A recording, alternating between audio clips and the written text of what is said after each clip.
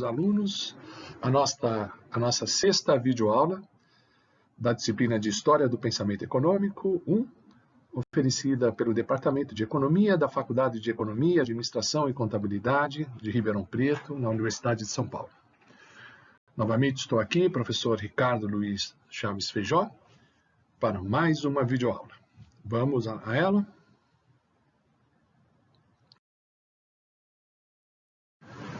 Bom, o tema ainda é o pensamento econômico na Idade Média. Vimos que esse longo período, vamos dividi-lo em duas etapas, uma indo até o século XIII e outra do século XIII até o final do século XVI, em torno do ano de 1500. Portanto, esse é o tema. Vamos começar com um fato que caracteriza essa passagem da primeira etapa para a segunda etapa da Idade Média, olhando as mudanças históricas do período, a partir do século XI, na verdade, é esse quadro que eu irei caracterizar como sendo o avanço tecnológico, o aparecimento das cidades, o desenvolvimento do comércio e da atividade financeira. Então, há um impulso econômico na Europa que verifica-se a partir do século X e século XI. Isso vai ter uma importância na vida prática e no pensamento econômico também. Começando por esse primeiro aspecto, que é o avanço do comércio. Nós vimos que a vida na sociedade medieval era essencialmente rural, com pouca atividade mercantil, pouco comércio. As unidades de produção eram praticamente autossuficientes e a base produtiva, a atividade principal era de natureza agrícola. Então, se vivia em feudos que eram autossuficientes e pouco produziam em termos de excedente exportável. Havia pouco excedente que pudesse ser comercializado, intercambiado, encaminhado aos mercados. Em geral, os feudos, que eram essas unidades políticas, eram autônomas, ou pelo menos semi-autônomas, e autossuficientes do ponto de vista econômico. A partir do século XI, verifica-se mudanças tecnológicas importantes na base produtiva principal, que era a agricultura, e como efeito dessas mudanças, a própria produtividade na agricultura aumentou consideravelmente. A agricultura mais produtiva foi capaz de gerar um excedente de produção, um excesso de produção, que foi se tornando cada vez maior, e esse excesso de produção era destinado ao comércio. Então, o excedente passou a ser comercializado. Então, aí a ideia é que, por alguma razão, que nós vamos explorar, a produção agrícola cresce mais do que a população do feudo. Portanto, os feudos são capazes de gerar um excedente que é levado ao mercado. E aí aparece uma nova classe, um novo estamento, de funções, de papéis nessa sociedade, que são os homens dedicados à atividade comercial. Então, começa a aparecer um outro estamento, que não tinha importância na sociedade medieval, que é formado por pessoas envolvidas com o comércio. Esses comerciantes, eles não tinham vínculos com a antiga ordem social. Eles não faziam parte de um estamento, tá, na sociedade medieval. Eles simplesmente começam a surgir, se constituem como um novo estamento, tá, e tem um efeito um pouco de alterar, o status quo, alterar a ordem dessa sociedade, porque é uma novidade, tá? É um novo estamento que surge e que de alguma maneira entra em conflito, tá, com as ordens pré-existentes, com as ordens sociais, os estamentos sociais pré-existentes. Certamente, essa classe de comerciante, ela tem uma característica, digamos, de revolucionária, podemos chamar. Tá? Então, eles são portadores de um elemento social, tá, que dissolve lentamente as relações sociais. Então, o aparecimento do comércio, uma de uma classe comerciante, o uso maior da moeda, das atividades financeiras, isso de certa forma vai solapando aquela ordem tradicional. Então, o comércio, as finanças, o dinheiro, os mercados, tudo isso contribui para substituir os vínculos medievais que existiam entre as pessoas, que nós vimos, né? É uma lei não formal, é mais a tradição do que um código legal, né? As relações estavam numa ordem de solidariedade, né? Aquele paternalismo feudal, né? Os vínculos medievais legitimados pela fé são abalados e agora há uma nova forma de vínculo que as pessoas estabelecem por relações de mercado. Então, as relações de mercado começam a substituir as relações tradicionais entre as pessoas na sociedade medieval. Naturalmente, a transição é não linear, não ocorre de um momento para outro e nem de uma forma contínua e monotônica. Existem avanços e retrocessos, certo? Há guerras, revoltas, há retrocessos. Então, por exemplo, depois que Napoleão perdeu a guerra contra a Prússia, nas regiões de língua alemã, nas regiões dominadas pela Prússia, houve um certo retrocesso e a volta de instituições medievais que já tinham praticamente desaparecido. Então, há momentos de recuos, de retrocessos, tá certo? Há guerras, há revoltas, pestes, né, que dizimam populações e assim por diante. Tá? Então, a transição do sistema feudal para a primeira modalidade de capitalismo, que é o capitalismo comercial, não é uma coisa linear, tá? É lenta, tá certo? E sujeita a retrocessos. Então, a substituição do feudalismo pelo capitalismo nas regiões mais adiantadas da Europa não ocorreu de uma hora para outra, foi um processo lento com recurso. O início da transição pode ser localizado nessa revolução agrícola, nesse salto tecnológico que ocorreu na agricultura, que permitiu um aumento na produtividade, isso a partir do século XI. A questão que eu investigo é o que levou a uma mudança na produtividade agrícola. O que alterou na vida agrícola, nas práticas agrícolas que ocorriam nos feudos? Noto alguns aspectos, né? Algumas novidades. Primeiro, a mudança no sistema de rodízio das culturas. Tá? A mudança no rodízio das culturas produziu um impacto muito profundo, muito importante na produtividade agrícola. Tá? Alguns historiadores chegam a falar num aumento de 50% no rendimento das lavouras em poucas décadas. Tá? De fato, né, aumentou a produtividade na produção de aveia,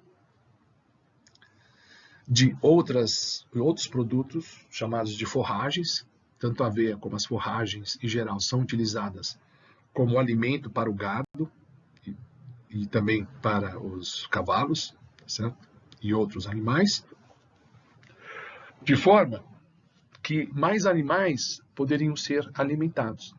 Então, note que houve uma diversificação nesse período, associado ao ganho de produtividade, tá? Dado o sistema de rodízio das culturas, houve um aumento na diversidade da produção agrícola. Quer dizer, se passou a produzir uma variedade maior de produtos. Além dos produtos tradicionais, digamos, o milho, a batata, alguns cereais, eu não sei o que era produzido. Então, na verdade, o milho e a batata veio da América, né, após as grandes descobertas, com as navegações.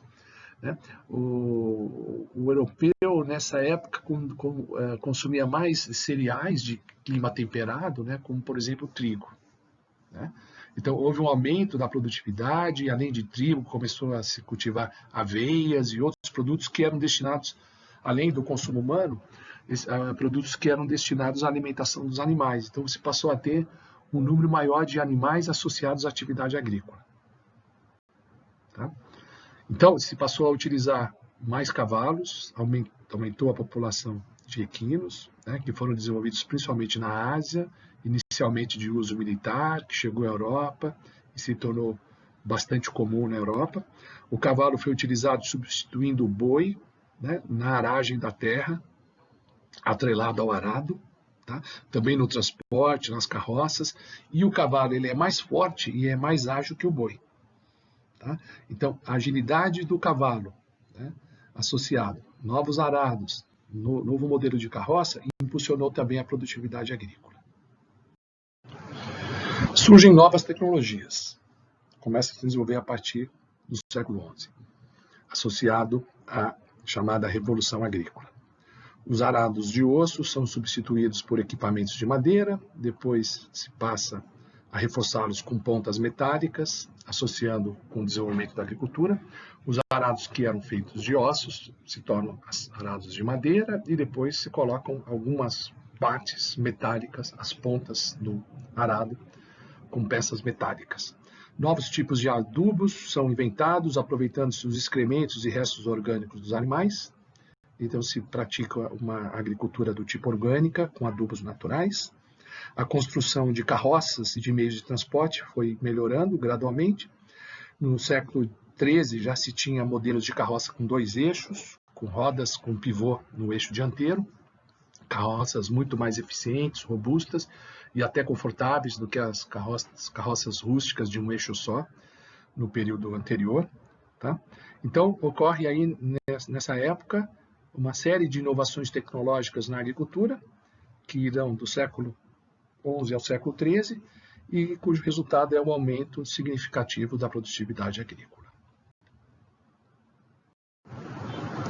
Vamos voltar a falar dessa inovação tecnológica, que foi a adoção de um novo sistema de rodízio na agricultura, que levou inclusive à maior diversificação da produção. Antes, a gleba, a propriedade agrícola, era dividida em 2 áreas. Ao longo do ano, cultivava-se apenas na metade da terra, a outra permanecia em repouso para a recuperação de sua fertilidade. Então, metade da terra ficava em pousio. Por quê? Porque se a terra fosse submetida a um cultivo constante, ela sofreria um desgaste, então se mantém anualmente uma metade da propriedade em pousio, para que ela possa, ao longo do ano, recuperar a sua fertilidade. Tá? Então se fazia isso, né? Cada ano metade da terra parada, metade cultivada. No ano seguinte, cultivava-se a que estava parada e deixava-se descansando a terra que tinha trabalhado no ano anterior. Tá? Então, na prática, apenas metade da área agrícola, né, da propriedade feudal era cultivada. Tá? Se começa, então, a partir do século XIII, a difusão de uma nova técnica em que se introduz 2 culturas por ano. Agora tem a cultura de primavera, verão, com colheita no final do verão, e tem aquela cultura que é semeada no final do verão, que atravessa todos os meses frios do ano, o outono e o inverno, tá? E que a coleta ocorre no começo da primavera. Então se tem culturas que germinam no tempo frio e culturas que germinam nos meses quentes do ano. Então passa-se a adotar agora 2 culturas por ano. Tá? E a terra é dividida não mais em 2 áreas, mas em 3 áreas. Tá? 3 demarcações, tá? Ou 3 campos. No primeiro deles, uma cultura de outono, com colheita na primavera, onde se planta, em geral, o centeio ou trigo. No segundo, é uma cultura na primavera, tá? Com colheita no fim do verão, tá? Onde se planta sementes de aveia, feijão, ervilha, tá certo? A coleta no final do verão ou no começo do outono do ano seguinte, né? Porque o verão lá ocorre no meio do ano e não no fim do ano. Tá? Então, uma cultura dos meses frio, uma cultura de outono, tá? Com colheita na primavera, né? Lá em torno de abril, tá? E uma cultura dos meses quentes no final do ano, tá certo? Começa o cultivo no final de abril, começo de maio, e a coleta ocorre no começo do outono, no fim do mês de setembro, começo de outubro. Tá? E o terceiro campo permanece em pousio ao longo do ano. No ano seguinte, utiliza-se a terra que estava parada, uma das terras anteriormente cultivadas fique em repouso e assim por diante, alterando os campos, de forma que apenas 1/3 da propriedade permaneça não cultivada, tá? Sem perda de qualidade do solo. Então, com isso, além de introduzir uma variedade maior, uma gama maior de produtos, de cultivos, se aumenta a área útil, a área anualmente utilizada da propriedade. Consequências dessas novas práticas. O excedente de produção é cada vez maior, permite a expansão demográfica na Europa, crescimento da população. De fato, a população, a partir do século XI, cresce cerca de 3 vezes no continente. Gera-se um excedente de mão de obra que pode, inclusive, ser empregado na agricultura. Há um enriquecimento dos feudos, tá? Um enriquecimento de parte da população, que comercializa o excedente, né, em mercados. Excedente não apenas da produção agrícola, mas um excedente de manufaturas, né? Então, as manufaturas, as pequenas manufaturas de cunho doméstico, né, não fábricas, mas artesanato doméstico, né? Então, os produtos do artesanato doméstico, desse tipo de manufatura, também são comercializados no mercado, né? Então, cresce a produção agrícola e a produção de manufaturas artesanais, tá? Inclusive, começam a surgir, por conta do aumento dos mercados, certas feiras de características urbanas, tá? Que são os embriões de núcleos urbanos, né? Que se desenvolvem, em geral, na periferia dos feudos, na região entre os feudos, ao longo das estradas, tá? Nesses núcleos urbanos se formam feiras, né? Ao longo das rotas comerciais, se espalham pelo interior do continente. Essas aglomerações mercantis, comerciais, dão origem aos burgos, né? Que depois vão constituir as cidades, né? E esses burgos, no período medieval, não tinham nenhuma liberdade política, viviam à mercê dos senhores feudais, tinham uma função útil, dinamizavam a economia, mas não tinham autonomia política. Em breve, alguns desses centros se transformaram em cidades e, pouco a pouco, essas cidades foram se livrando da tutela dos senhores, ganhando autonomia política, estabelecendo a sua própria legislação, as suas próprias leis. Começa a funcionar não apenas pelos costumes medievais, né, mas começa a se estabelecer um código legal, tá certo? De leis que regem as atividades mercantis, que regem a produção, que controla os contratos e assim por diante. Então, leis civis, tá? Um código civil, tá? Importante para o funcionamento econômico dessas cidades embrionárias, tá? Fluxo de manufaturas dá um impulso adicional ao comércio que vinha se desenvolvendo para os produtos agrícolas e que se diversifica. Então, se comercializa os excedentes agrícolas e essas manufaturas. O aperfeiçoamento das carroças, além de ajudar o transporte da mercadoria das fazendas para os mercados, permite o deslocamento das pessoas também, né? Facilita o comércio, tá certo? Inclusive as estradas foram melhoradas nesse período, tá? Se aperfeiçoou a navegação costeira, a navegação dos rios, alguns rios se tornaram navegáveis pelo sistema de drenagem, construção de comportas e assim por diante. E começa a aparecer o comércio de longa distância, que depois, a partir do século XIV, seria impulsionado pelas caravelas, pelas grandes navegações, as navegações oceânicas. Tem o fenômeno da cruzada, que ocorre no século XI, né? Que é um movimento de natureza religiosa, mas também política, né? Em que leva de europeus, se deslocavam muitas vezes a pé, até o Oriente Médio, até a chamada Terra Santa, né? Na crença de que os muçulmanos deveriam ser expulsos da Terra Santa, né? Que era o local de Jesus, né? Que haveria seria uma espécie de peregrinação, né?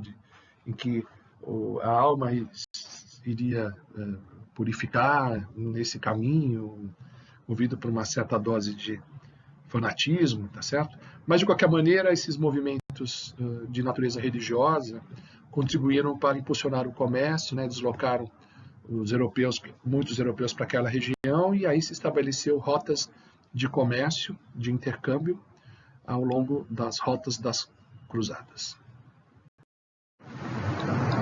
E o comércio, portanto, vai se disseminando por diversas regiões da Europa, exercendo uma certa ação desintegradora sobre a ordem feudal. Tá? Então, de fato, a ampliação do comércio foi um fator de desintegração da sociedade medieval. Muitas das obrigações mútuas entre o camponês e o senhor feudal, movidas pela tradição, né, ou mesmo a relação entre os senhores, né, os suzeranos e os vassalos, né, tudo ditado pela tradição medieval. Então, esse sistema de obrigação vai sendo substituído gradualmente pela forma de contratos, pagamento de dinheiro, pagamento de aluguéis, pagamento de taxas. Então, o sistema de obrigação recíproca é substituído por uma ordem em que ocorrem pagamentos por serviços, né? Aumenta a renda dos camponeses, os camponeses substituem algumas obrigações em trabalho por pagamento de renda na terra. Tá? Então, ao invés de trabalhar na terra do senhor, ele paga um imposto, digamos assim, ao senhor, para utilizar as terras que são dele, tá certo? E não é mais obrigações diretas, trabalho direto. Tá? São pagamentos pelo aluguel da terra. Tá? O dever de destinar parte da produção ao senhor é transformado simplesmente num pagamento. Quer dizer, o senhor recebe, tá certo, um recurso monetário por parte do camponês que permite ao senhor, se for o caso, comprar do próprio camponês uma parte da produção dele. Então, são relações monetárias substituindo o sistema de tradição, né, de pagamento direto, em termos de serviço. Então, o serviço não é mais a moeda de troca, tá certo, dos agentes dessa sociedade, mas são trocas monetárias, trocas de comércio, de pagamentos. Então, o camponês vai se transformando num simples arrendatário e os senhores feudais se tornam a figura dos proprietários de terra. Tá? Simplesmente recebe pelo aluguel das terras. É um processo lento, a substituição da ordem medieval do sistema comandado pela tradição por um sistema contratual, mercantil. Esse é um processo lento, tá? Que só se completa de fato no final da Idade Média, em torno do século XIV, XV, tá certo? E nos países europeus mais atrasados, ele prossegue até o século XIX. Então, esse movimento não é linear, né? Não é monotônico, como eu disse. Há tentativas de estabelecer a velha ordem, sempre sujeito a inúmeros sobressaltos ao longo dessa trajetória. No fim da Idade Média, verifica-se a ocorrência de catástrofes, tá? Acompanhadas por tentativas de reintroduzir as antigas obrigações feudais, inclusive catástrofes sanitárias, guerras, rebeliões, rebeliões de camponeses, tá? Que ocorreram em vários lugares da Europa, uma guerra longa, tá? Envolvendo as potências ocidentais da Europa, chamada Guerra dos 100 Anos, que foi de 1337 a 1453, o fenômeno da peste negra, que dizimou quase um terço da população, tá? Reduzindo a oferta de trabalhadores, tá certo? Aumentando inclusive os salários, né? E reduzindo a renda, tá? Reduzindo a renda pelo problema da produção, tá? Tudo isso são reveses que ocorreram nesse período. Inclusive, muitas vezes os senhores se viam forçados a buscar recuperar os seus direitos antigos para compensar o prejuízo, tá? Exigindo a substituição de pagamentos pela volta de relações feudais, tá certo? Isso agravava o quadro de conflito social, porque os camponeses reagiam a essas imposições e se rebelavam. Tá? Então, ocorreram vários percalços, tá certo, ao longo dessa trajetória. As feiras, como eu disse, representaram os embriões das futuras cidades, elas acabaram se transformando em cidades, né? Então, essas grandes feiras comerciais, que até o século XIV estavam sob a tutela do senhor feudal, foram se transformando em cidades com uma certa autonomia política. Tá? Esse é um fenômeno que se verifica no último século do período medieval. Muitas dessas feiras, né, desses aglomerados, se transformam em verdadeiras cidades comerciais que tem uma legislação própria, né, um poder político próprio, independente do senhor feudal. Então não há um poder externo, quer dizer, as cidades vão buscar criar suas próprias instituições. A mais importante delas eram as guildas, né, que era um conjunto de normas que controlavam as corporações, os vários ofícios, né, regulavam a produção de manufaturas, regulavam as atividades financeiras e comerciais, tá? E muitas vezes essas instituições interferiam em questões sociais e religiosas, envolviam em outros aspectos da vida cotidiana dos urbanos. E começa também a se desenvolver nesse período a atividade financeira. Tá? Aumenta as trocas, as notas de crédito, os cheques, né? As notas promissórias, começam a surgir esses instrumentos de crédito nesse período. Tá?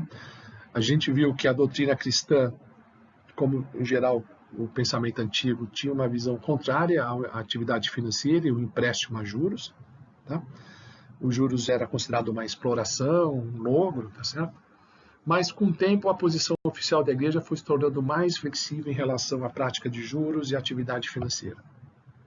Há, de fato, diversas passagens na Bíblia, na Bíblia, por exemplo, no Deuteronômio, em que se condena o juro, tá? Inclusive no século IV, o concílio de Nicéia baniu a prática de juros entre os clérigos. No reino de Carlos Magno, estendeu-se essa proibição a todos os cristãos. Então, os cristãos não podiam, no reino de Carlos Magno, se envolver em atividades financeiras. Alegava-se que a prática da usura era injusta, né, porque se recebia mais do que é dado, você empresta, depois recebe mais do que emprestou, que isso seria uma injustiça, uma exploração. E um cristão digno não deveria se envolver em atividade financeira. Isso que o que se pensava no começo da Idade Média, na Alta Idade Média, e essa mentalidade foi mudando. Nesse período que nós estamos analisando, após o século XI, gradualmente vai se admitindo a atividade financeira com o desenvolvimento do comércio, da urbanização, vai se tornando cada vez mais importante e mais aceita, mais tolerada, pelo menos. No entanto, as leis contra a usura permaneceram por séculos. Nos séculos XII e XIII, o desenvolvimento econômico, em que pese essas leis, estimulou a atividade financeira. Nessa época aparecem os primeiros banqueiros, que passam a receber depósitos e pagam juros por esses depósitos. A velha doutrina econômica dos antigos e dos pensadores medievais, de cunho moral essencialmente, reconhece a importância da prática econômica, das atividades financeiras e vai cedendo a elas. Tá? A própria igreja começa a aconselhar os reis para que permitam juros, que se preocupe apenas em regulamentar o valor cobrado. E, de fato, nesse período, aparecem diversos limites legais que variavam de 10% ao ano na Itália a 300% ao ano em Provença como teto de juros. Os reis também passam a receber fundos mediante pagamento de juros. Os próprios reis pagam juros, tá? Se envolvem em atividade financeira. Por exemplo, Frederico II pagava aos credores juros de 30% a 40% ao ano, uma taxa de juros, inclusive, maior do que pagavam os comerciantes. Tá? Ok? Os comerciantes, quando recebiam empréstimos, tá, dos banqueiros, pagavam em torno de 10% a 25% aos banqueiros, dependendo do tipo de crédito. E o rei Frederico II paga mais do que os comerciantes aos banqueiros. Tá? Pagava juros de 30% a 40% ao ano. Junto com o desenvolvimento da atividade financeira, que é tolerada, ocorre uma legislação. Tá? Se estabelece uma legislação que regula a atividade financeira. Então, à medida que as cidades comerciais foram adquirindo autonomia, os próprios dirigentes dessas cidades vão procurar estabelecer um código legal preciso que regula a atividade comercial e financeira, substituindo o direito consuetudinário, tradicional, paternalista do feudalismo. As transações financeiras e comerciais são reguladas por uma legislação comercial específica. Essa legislação permite incrementar o comércio, estabelece leis de contrato, legaliza as representações comerciais, autoriza as vendas em leilão e cria novos instrumentos e operações financeiras, como letras de câmbio e outros papéis negociáveis. Aparecem aí as primeiras câmaras de liquidação da dívida e outros instrumentos financeiros. Nesse ponto, vamos à pergunta da aula. Ela é a seguinte: como Santo Agostinho, distingue a ordem natural da ordem econômica? Essa é a pergunta. Avançou o pensamento econômico? Vamos para o aspecto do pensamento econômico nesse quadro de desenvolvimento da economia e das instituições, a urbanização, o avanço do comércio e da atividade financeira. Qual foi a contrapartida em termos de pensamento econômico? Avançou? É de se esperar que todo esse desenvolvimento da vida econômica tenha, de alguma forma, contribuído para uma melhor compreensão do processo econômico e do funcionamento dos mercados. De fato, nessa etapa final da Idade Média, que nós estamos caracterizando, de 1200 a 1500, verifica-se um avanço não desprezível da análise econômica, principalmente no pensamento e nas reflexões dos padres católicos escolásticos do período. É o momento do renascimento da filosofia e da análise econômica escolástica. Tem muita influência dos filósofos gregos, e vai ser desenvolvida a partir da reflexão dos monges, dos padres católicos, que vão se debruçar na questão da análise econômica.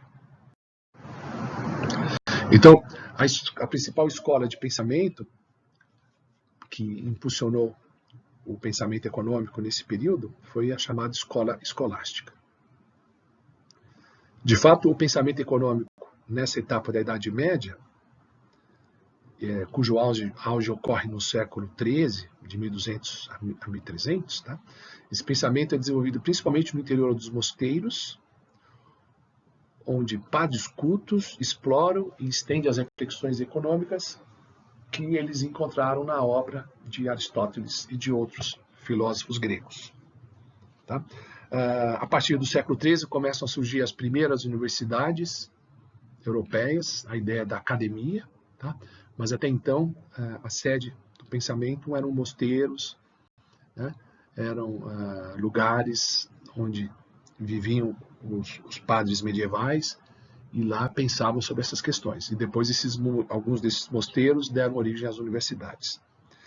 O pensamento desses padres era uma mescla da filosofia peripatética, ou seja, de Aristóteles, com o pensamento bíblico. Então, essa mistura de filosofia grega com sabedoria bíblica daria origem à chamada escola escolástica, que contribuiu significativamente para o avanço da reflexão econômica nessa época. Aparecem, então, os grandes mestres escolásticos, que vão refletir e avançar a reflexão econômica. É verdade que eles ainda estavam envolvidos em falácias e preconceitos antieconômicos típicos dos pensadores antigos. No entanto, diferente dos antigos, os padres escolásticos, eles de fato alcançam um melhor entendimento dos mercados e dos fenômenos relacionados de preço, valor, juro, compreende melhor a atividade comercial, a atividade financeira.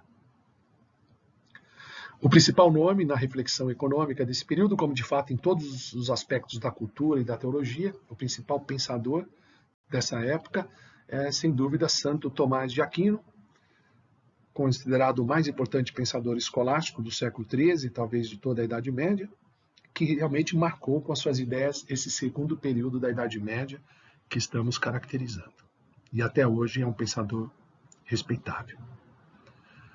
Tomás de Aquino ele resgata a filosofia antiga, e ele acrescenta diversas outras reflexões que iriam impulsionar sobremaneira o pensamento filosófico e econômico a partir do século XIII.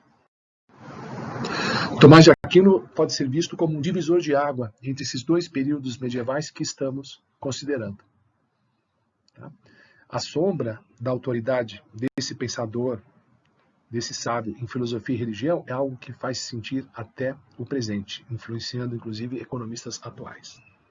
No entanto, vamos nos interessar principalmente pelo debate econômico que surge a partir das reflexões de Tomás de Aquino, focalizando a geração de grandes mestres escolásticos que surge a partir dele até o século XIV. tá? Que vão debater os mesmos temas de Tomás de Aquino, que muitos deles estavam em Aristóteles, né? E ao investigar essas mesmas questões, vão lançar, digamos assim, uma contribuição, oferecerão uma contribuição importante para o desenvolvimento da análise econômica. Os nomes que eu destaco, obviamente há outros nomes, mas os nomes que eu gostaria de destacar nessa exposição são de Alberto Magno, né, o professor de Tomás de Aquino, Alberto Magno, depois Henri de Frimar, John Duns Scotus, Jean Buridan e Geraldo Odones. Bom, então, veja, esses pensadores, eles são pensadores abstratos, tá? Eles estão preocupados com o instrumento da lógica, análise conceitual, tá certo? Ok? Então, eles têm esse pendor, né, pelo pensamento abstrato, tá? Eles se debruçam sobre questões econômicas de um ponto de vista intelectual, tá? Conceitual. Tá? Então, eles estão preocupados em estruturar argumentos em cadeias dedutivas de raciocínio, amparados numa lógica rigorosa, tá? Aplicam uma dialética no sentido de refutar uma posição contrária, né? Inclusive seguindo Aristóteles, né? Nessa dialética, né? Refutar a posição contrária com base em argumentos, com base nesse diálogo, tá certo? E utiliza de elementos da fé e argumentos de autoridade também, tá? E buscam alguma sustentação na experiência, mas o argumento é essencialmente lógico e também apoiado na fé e na autoridade, tá? Menos voltado para a experimentação e para a observação concreta, tá? Simplesmente eles se detêm num aspecto abstrato e lógico do pensamento, mais do que na observação.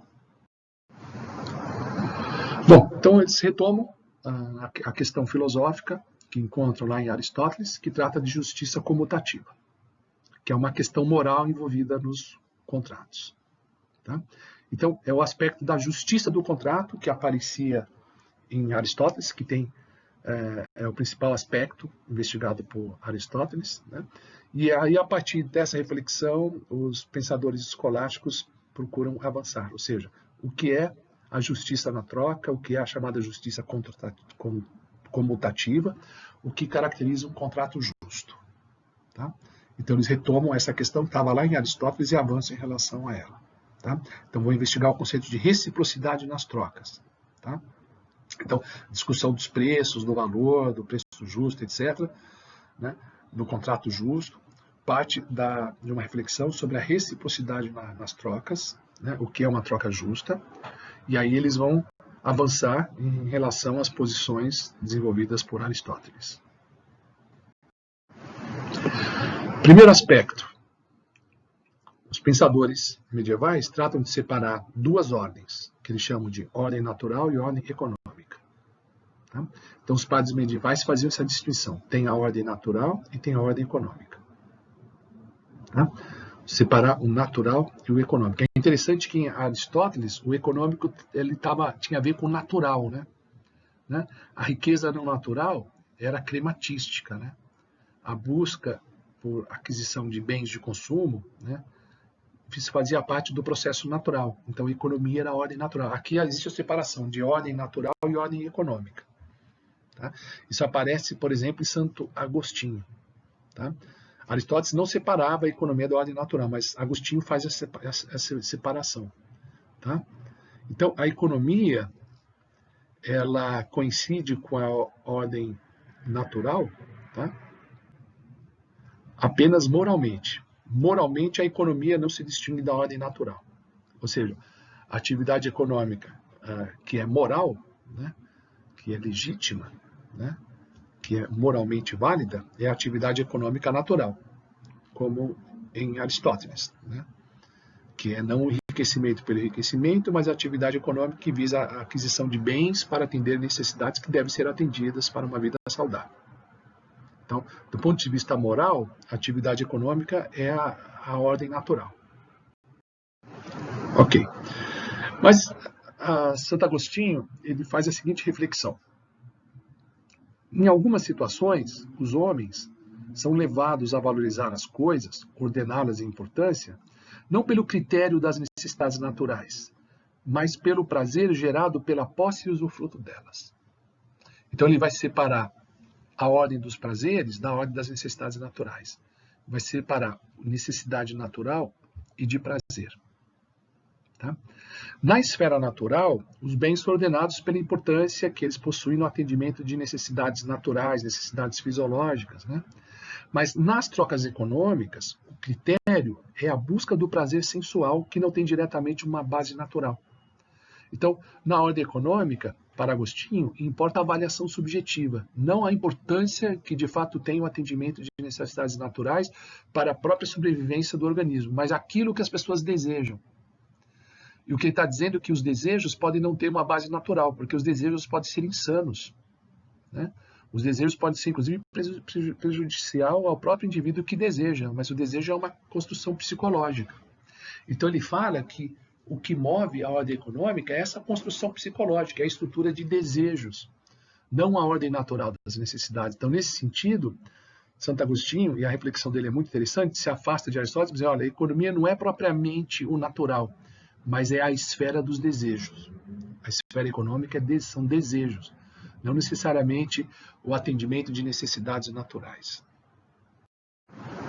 Então, separa a necessidade de prazer. Tá? Isso foi um passo importante na reflexão de Santo Agostinho. Isso vai ter uma importância muito grande no desenvolvimento do pensamento econômico, inclusive no século XIX, tá? Nas reflexões no século anterior de Adam Smith ou no século XIX em Ricardo. Tá? Então, Santo Agostinho ele fornece uma interpretação subjetivista do valor econômico, tá? Com base não apenas nas necessidades humanas, mas principalmente nos desejos subjetivos. Tá? Não são as necessidades na sua base natural, mas essas necessidades como são pensadas, como o que se estabelece no indivíduo em termos da estrutura de desejos, mais do que necessidades naturais. Então, é uma visão subjetiva do processo econômico. Santo Agostinho já fornece essa perspectiva. Separa-se, portanto, ordem natural e ordem econômica, e essa separação importante funciona como a base de toda a reflexão medieval sobre a questão do valor, sobre os preços. Tá? Ok? Agora, cada um dos pensadores medievais vai conceber essa distinção de uma maneira particular. Tá? Isso aqui vai separar a posição desses vários pensadores, a forma como eles matizam a relação entre o natural e o econômico. Então, Agostinho separa essas duas ordens, tá? O natural é o atendimento de necessidades naturais e a ordem econômica é o atendimento de prazer sensual, sensuais. Ok? Então, vamos começar, antes até de aprofundar em Tomás de Aquino, vamos começar com as ideias do professor dele, depois de comentar rapidamente Santo Agostinho, mas Santo Agostinho é lá atrás, né? Muitos séculos antes. Santo Agostinho é da Alta Idade Média, ali em torno do século IV. Perdão, século II. Agora vamos à ideia de um pensador do século XIII, que é Alberto Magno, o professor de Tomás de Aquino. Ele nasceu em 1206 e viveu até 1280. Alberto Magno foi um grande latinista, professor de Tomás de Aquino, e em termos de reflexão econômica, ele considerava que as necessidades humanas diante da escassez dos bens seria o fundamento do valor. O valor é estabelecido na ordem natural, tá? Não na ordem econômica, pensando agora na ordem natural, na estrutura dos desejos. Então, na ordem natural, necessidades humanas diante da escassez de bens é o conceito de indigência, tá? Ok? Como sendo a medida do valor na ordem natural. Tomás de Aquino também vai desenvolver a indigência como fundamento do valor. Então, o que é esse conceito? Recapitulando, né?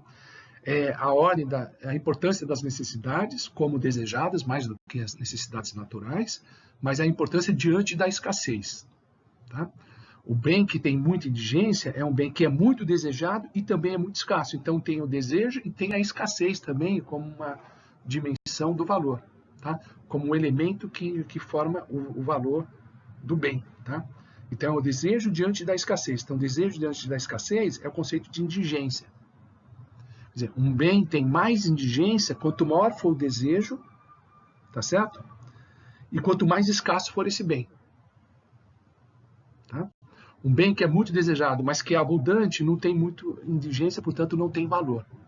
Os bens que realmente têm muito valor econômico são os que são muito desejados, portanto, tem muito desejo associado, desejo sensual, inclusive, não apenas natural, e que são escassos. É muito desejo e pouca oferta que torna esse bem escasso, tá certo? Portanto, essa é a medida do valor na ordem natural.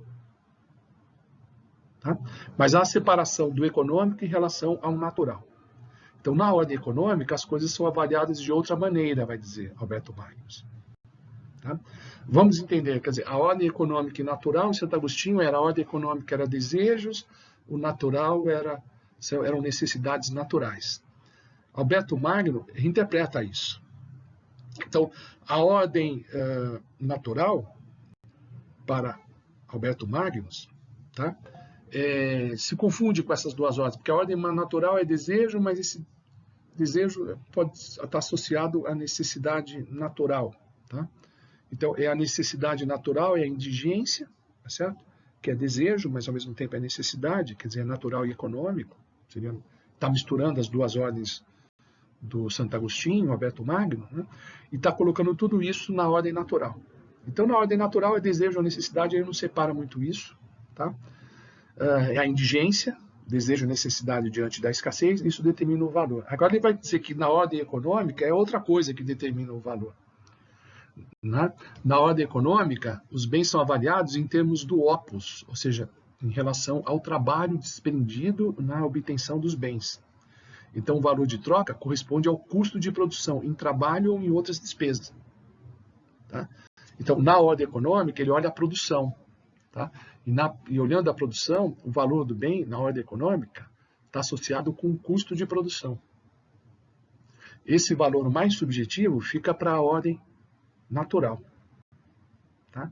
O valor na ordem econômica, agora, é determinado não pela indigência, mas pelo opus, pela quantidade de trabalho. Então, Alberto Magnus, para a economia, prioriza a teoria do valor-trabalho. Né? O fundamento do valor é o trabalho, que vai aparecer em Adam Smith, vai aparecer em Ricardo, em Marx. Então, Alberto Magnus seria o precursor da teoria objetiva do valor. E aí ele vai dizer, avançando mais a esse respeito, o preço do mercado de um bem deve cobrir os seus custos de produção, porque se o preço não cobre os custos de produção, o bem deixa de ser produzido. Se o preço está abaixo desse custo, okay, não haverá mercadoria disponível para atender a todos que desejam adquirir essa mercadoria a esse preço. Tá? Veja que aí Alberto Magno está introduzindo uma ideia de equilíbrio de mercado, a noção primitiva de valor em Aristóteles. Ao enfatizar o lado do custo, né, além do lado da demanda, do desejo, o Alberto Magno examina como que oferta e demanda se relacionam no mercado. Né? Então, o bem é desejado, mas o bem tem que ser produzido. Né? O custo de produção é o fundamento do valor do bem. Ok? Aí o bem é trazido ao mercado.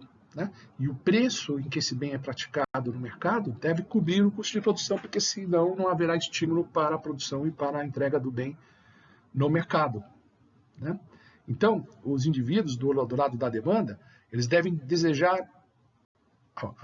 o bem, quer dizer, o bem deve ser desejado de forma que vale a pena pagar o preço que cobre os custos. Então, o bem que é efetivamente transacionado no mercado é aquele bem que tem um grau de desejo, né? Não importa se por um desejo sensual ou por necessidade abstrata, que faz com que os consumidores que estão do lado da demanda estejam dispostos a pagar um preço que seja o mínimo, né, para que a mercadoria efetivamente possa vir a ser produzida e entregue ao mercado. Então, note que Alberto Magno já está vendo o mecanismo de oferta e demanda atuando aí. Tá? Então, de fato, né, a partir dessa época, a partir do século XIII, os preços começam a ser tratados como valores de equilíbrio. Tá? os pensadores identificam uma variável econômica como a fonte reguladora do valor. No caso de Marx, os custos de produção seriam um regulador do valor. Tá? E os desejos se adaptam aos custos. Tá? Mas uma clara compreensão do processo de determinação dos preços, a partir de um modelo sistemático que integrasse a análise de oferta e demanda, vai demorar muito tempo até que se tenha um modelo satisfatório, né, da explicação dos mercados.